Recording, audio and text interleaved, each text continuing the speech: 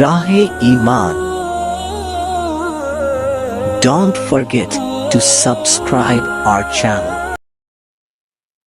بسم الله الرحمن الرحيم نحمده ونصلي ونسلم على رسوله الكريم أما بعد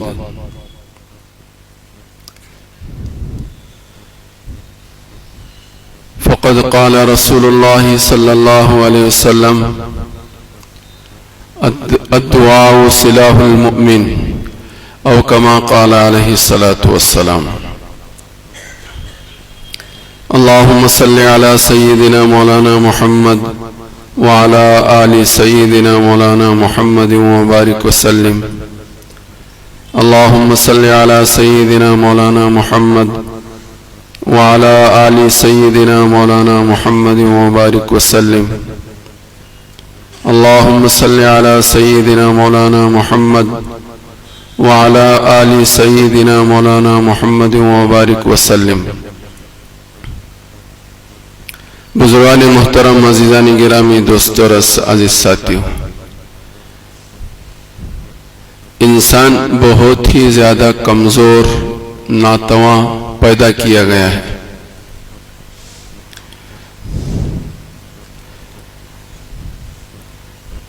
یہ آخرت کے آنے والے پریشان کن حالات کو کیا برداشت کرے گا؟ یہ انسان دنیا میں بھی وقتاً فوقتاً آنے والے حالات، پریشانیاں، ہموم اور غموم اور طرح طرح کی بیماریاں، ان میں سے کسی بھی ایک بیماری کو بھی یہ اس کے اندر برداشت کرنے کی طاقت نہیں ہے۔ اتنا انسان کمزور ہے۔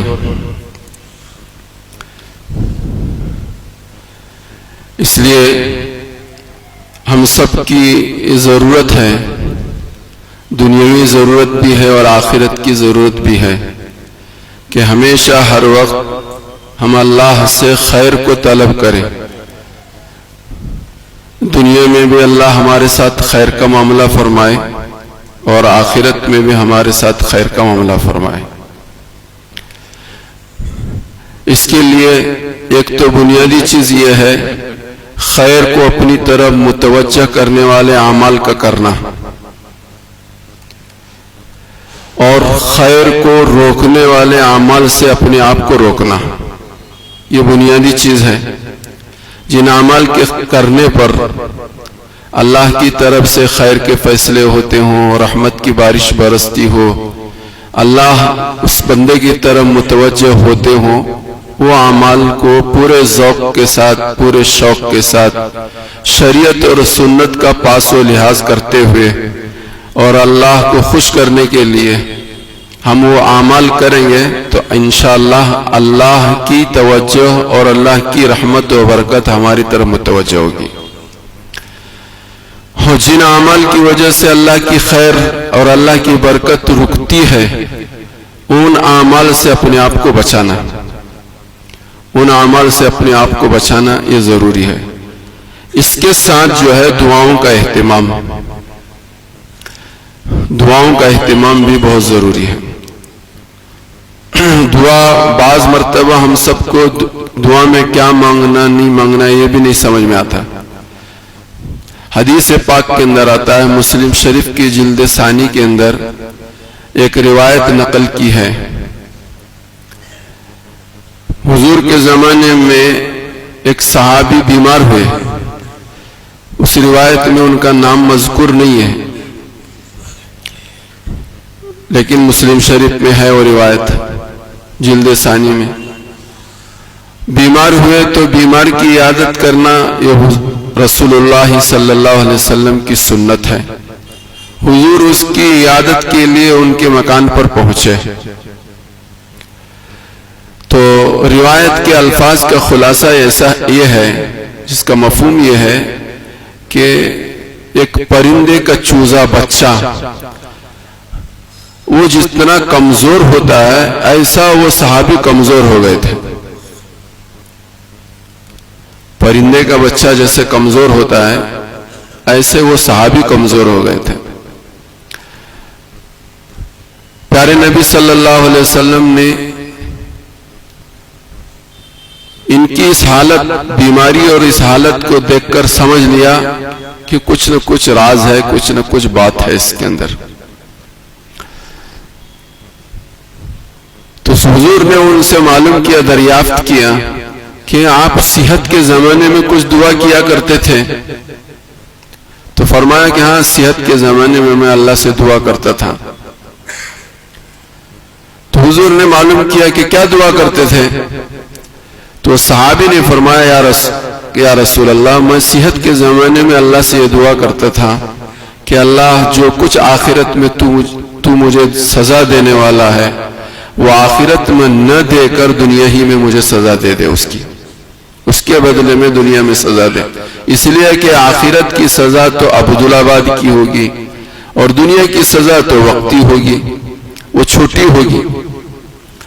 تو میں یہ دعا کرتا تھا. تو پیارے نبی صلی اللہ علیہ وسلم نے اس کو تعلیم و ترغیب دی، اللہ کے بندے، تجھے دعا یہ کرنی چاہیے تھی، ربنا آتنا فی الدنیا حسنہ وفی الآخرۃ حسنہ. اللہ دنیا میں بھی خیر دے دے، حسنہ دے دے، اور آخرت میں بھی. دنیا کا حسنہ یہ ہے کہ اسے سکون ملے، رزق ملے، صحت ملے. دنیا میں ربنا آتنا فی الدنیا حسنہ، اللہ ہمیں دنیا میں حسنہ دے. کیا مطلب؟ اللہ بہترین رزق دے، بہترین صحت دے، عافیت اور پر لطف زندگی دے. یہ دنیا کا حسنہ ہے. اور آخرت کا حسنہ یہ ہے کہ اللہ مغفرت کر دے اور راضی ہو کر جنت میں بھیج دے.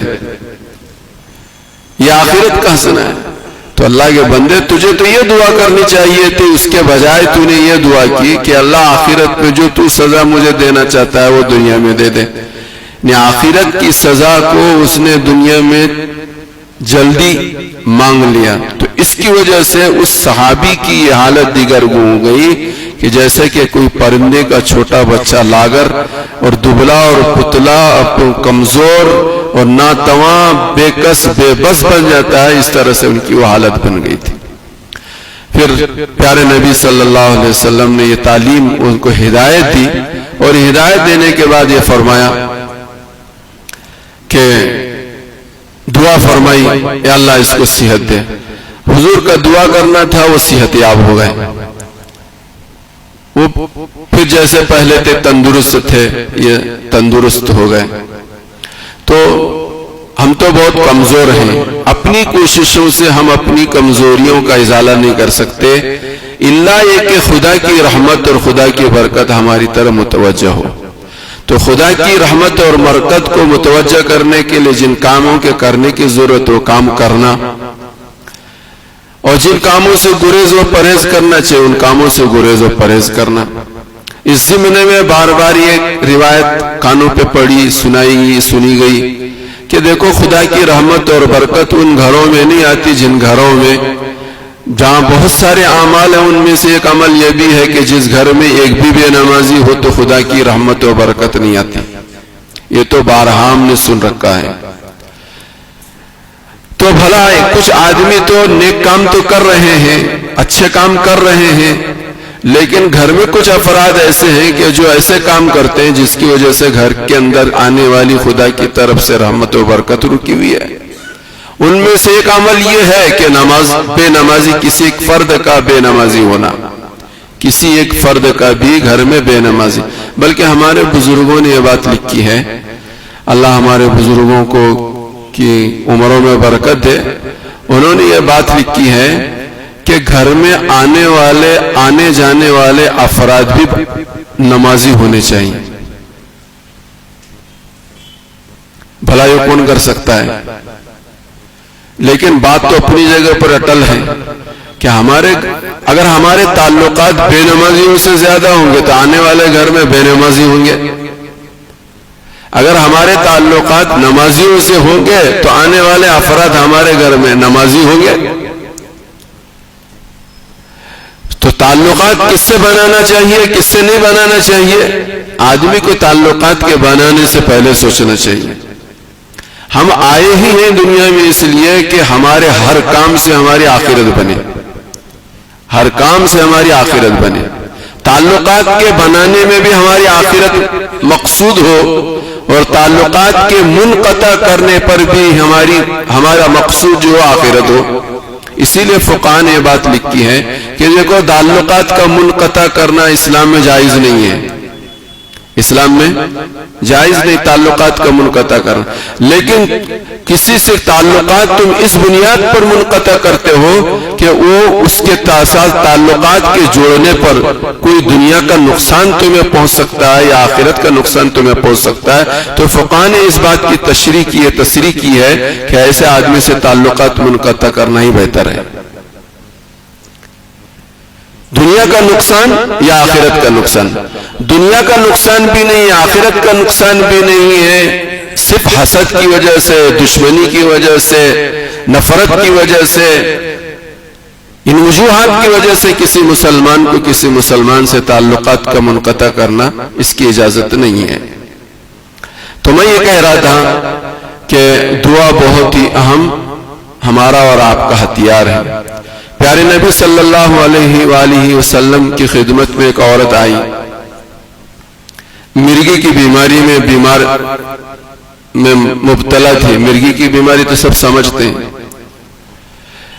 حضور صلی اللہ علیہ وآلہ وسلم کی خدمت میں آ کر اس نے عرض کیا، یا رسول اللہ میں فلاں بیماری میں مبتلا ہوں، آپ دعا فرمائیے کہ میں اس سے نجات پا جاؤں. اس بیماری کے اندر تو تکلیف ہوتی ہے وہ تو ہوتی ہے، لیکن ساتھ ہی ساتھ جب اس کا دورہ پڑتا ہے تو مجھے ہوش نہیں ہوتا اور میرے کپڑے میرے سطر سے ہٹ جاتے ہیں اور میرا سطر کھل جاتا ہے. یا رسول اللہ آپ دعا فرما دیجئے کہ مجھے اس مرگی کی بیماری سے نجات ملے. یہ بھی روایت مسلم شریف میں موجود ہے. تو پیارے نبی صلی اللہ علیہ وسلم نے دو آپشن اس عورت کے سامنے رکھے. فرمایا کہ ایک تو آپشن یہ ہے کہ دیکھ تو اس بیماری کو برداشت کر لے، صبر کر لے، اس کے بدلے میں تجھے جنت ملے گی. اس بیماری کو برداشت کر لے اللہ کے لیے، اسی بیماری کے بدلے میں مرنے کے بعد تجھے جنت ملے گی. یا دوسری شکل صورت یہ ہے کہ تو صحت یاب ہونا چاہتی ہے تو میں تیرے لیے دعا کرتا ہوں تجھے صحت ملے گی. اب بتا تو فیصلہ کر، تو صحت چاہتی ہے یا مرنے کے بعد صبر کے ساتھ اس بیماری میں اپنے وقت گزار کر جنت میں جانا چاہتی ہے. تو وہ عورت آج کی عورت نہیں تھی، حضور کے زمانے کی عورت تھی. حضور کے زمانے کی عورتیں بھی ایسی ہی تھیں. تو اس عورت نے کہا، یا رسول اللہ میں اس بیماری کو برداشت کر لوں گی اور اس کو بھی برداشت کر کے میں جنت میں جانا پسند کروں گی. مجھے اس دنیا کی صحت کی ضرورت نہیں ہے، میں اسی حالت میں رہوں گی. لیکن یا رسول اللہ ایک دعا کیجئے میرے لیے کہ جب بیماری میں مجھے اس مرگی کا دورہ پڑے، مجھے مرگی کی بیماری تو رہے گی، موت تک رہے گی، لیکن کم از کم آپ کی دعا کی برکت سے اتنا ہو جائے کہ میرا اس دورے کے حالت میں میرا سطر نہ کھلے. ہماری مستورات کو بھی یہ روایت اور اس کا خلاصہ پہنچانا چاہیے کہ اس زمانے کی عورتیں بیماری کی حالت میں بھی اپنے سطر کو ڈھانکنے کی اتنی فکر کرتے تھے. بیماری تو بیماری ہے، لیکن میں یہ چاہتی ہوں کہ بیماری کی حالت میں بھی میرا سطر نہ کھلے. چنانچہ حدیث کی کتاب میں مسلم شریف میں روایت ہے، سرکار مدینہ محمد عربی صلی اللہ علیہ وسلم نے اس کے لیے دعا فرمائی، یا اللہ جب بھی اس کے اوپر مرگی کا دورہ آئے، یا اللہ خدائی نظام ایسا چلا کہ اس کا سطر نہ کھولے، اس کا سطر نہ کھولے. تو یہ خدا کی طرف سے رحمت اور برکت. آج ہمیں برکت کچھ معلوم نہیں ہے، برکت کس چیز کا نام ہے اس کا عطا پتہ ہی نہیں، ہم جانتے ہی نہیں. حضرت ابو ہریرہ رضی اللہ تعالیٰ عنہ بڑے فقر و افلاس کی زندگی انہوں نے گزاری ہے. بہت ہی، اس سے پہلے شاید کسی جمعہ میں نے آپ حضرات کے سامنے اس کا تھوڑا سا خلاصہ پیش کیا تھا کہ 30 سال کی عمر میں حضور کی خدمت میں پہنچے، مدینہ طیبہ آئے، حضور کی خدمت میں پہنچے، اور اس عمر تک ان کا کوئی گھر نہیں تھا، ان کی کوئی بیوی نہیں تھی، اور بیوی نہیں تو بچے بھی نہیں. 30 سال سے زائد عمر ہو گئی تھی. اور پھر جب تک سرکار مدینہ حیات رہے اس وقت تک حضور کے سائے کی طرح سے، جس طرح سے انسان کا سایہ اس کے ساتھ ساتھ رہتا ہے، فرماتے ہیں کہ اسی طرح سے حضرت ابو ہریرہ رضی اللہ تعالیٰ عنہ حضرت محمد رسول اللہ صلی اللہ علیہ وسلم کے ساتھ رہے. ان کی کوئی دوسری غرض و غایت نہیں تھی. ہر وقت 24 گھنٹے اور گھنٹے کا ہر منٹ اور ہر منٹ کا ہر سیکنڈ صرف سرکار کی توجہ حاصل کرنا، سرکار کی زیارت کرنا اور سرکار کے ساتھ رہنا، ان کی باتوں کو سننا اور اس کو محفوظ کرنا اور امت تک پہنچانا، یہی ان کا کام. وقت بہت تھوڑا سا ملا، 4 سال کا زمانے ملا. سن 7 ہجری میں حضور کی خدمت میں آئے تھے اور 10 نبوی میں 10 ہجری میں حضور صلی اللہ علیہ وسلم کا انتقال ہوا. بہت مختصر سا زمانہ 23 سال کے زمانے میں صرف 4 سال حضرت ابو ہریرہ کو ملے، لیکن علم کے شہنشاہ ہیں حضرت ابو ہریرہ رضی اللہ تعالیٰ عنہ. اتنی روایتیں جتنی روایتیں حضرت ابو ہریرہ سے آج ہمارے پاس موجود ہیں کتابوں کی شکل میں، علم کی شکل میں، کسی دوسرے صحابی کی روایتیں ہمارے اور آپ تک نہیں پہنچی. سب سے زیادہ علم پہنچانے والے حضرت ابو ہریرہ. تو میں کہہ رہا تھا 23 سال کا زمانہ، 30 سال کے سے زائد عمر ہو گئی، نکاح بھی نہیں، بچے بھی نہیں، گھر بھی نہیں، اور کھانے پینے کے ہمیشہ لالے پڑتے تھے. اس سے پہلے وہ ایک عورت کے ملازم تھے کہ 2 وقت کی روٹی کے لیے اس کی ملازمت کرتے تھے. گھر کے یہ حالات تھے، کپڑا ڈھنگ کا نہیں تھا، گھر نہیں تھا، بیوی نہیں، بچے نہیں، کھانے کا کوئی نظام نہیں. حضور کی خدمت میں آئے تو کھانا کہیں سے آیا تو کھا لیا ورنہ بھوکے. جو حالات تھی آپ تمام حضرات جانتے ہیں. حضرت ابو بکر عمر رضی اللہ تعالیٰ عنہ کے زمانے میں، پھر بعد میں فتوحات کا زمانہ کھلا تو ماشاءاللہ پھر مال کی فراوانی ہوئی. تو ایک موقع پر انہوں نے ریشم کے کپڑے سے اپنی ناک صاف کرنا شروع کر دی. تو اس وقت انہوں نے یاد کیا، اپنے آپ کو مخاطب کر کے کہا کہ ایک زمانہ تو وہ زمانہ تھا کہ کئی وقت تمہیں کھانے کو کھانا نہیں ملتا تھا، بھوک کی وجہ سے بے ہوش ہو کر گر جایا کرتے تھے. لوگ سمجھتے تھے کہ مرغی کی بیماری میں مبتلا ہے، اور آنے والا آتا تھا اور میری گردن پر پیر رکھ کر کھڑا ہوتا تھا. اس زمانے میں مرغی کا علاج یہ تھا. لوگ تو یہ سمجھتے تھے، حالانکہ مرغی کی کوئی شکایت مجھے نہیں تھی، یہ تو فقر و فاقے کی وجہ سے، بیماری اور بھوک کی شدت کی وجہ سے میں بے ہوش ہو کر گر جایا کرتا تھا. تو وہ کپڑے سے ناک بھی پوچھ رہے اور یہ کہہ رہے، ابو ہریرہ وہ زمانہ بھی یاد کر کہ جس زمانے میں تیری یہ حالت تھی، آج تو کتان کے کپڑے سے اور ریشم کے کپڑے سے ناک صاف کر رہا ہے. ایک زمانہ وہ تھا. تو حضرت ابو ہریرہ کی یہ حالت تھی کہ ان کے پاس کھانے پینے کا کوئی نظام نہیں تھا. ایک موقع پر غزوے سے واپسی پر جو قافلہ تھا، ان کے پاس جو زیادہ راہ ہوتی ہے، توشہ جو تھا وہ ختم ہو گیا. تو حضرت ابو ہریرہ سے سرکار نے پوچھا، ابو ہریرہ کچھ تمہارے پاس توشے میں کچھ ہے؟ تو انہوں نے کہا، یا رسول اللہ چند کھجوریں ہیں، میرے پاس چند کھجوریں ہیں. سیرت کی کتابوں میں اس واقعے کو بھی نقل کیا ہے. چند کھجوریں. تو حضور نے فرمایا کہ لاؤ، ان چند کھجوروں کو لاؤ. سرکار مدینہ محمد عربی صلی اللہ علیہ وسلم نے ان کے سامنے ان کھجوروں کو چادر پر ڈال دیا گیا.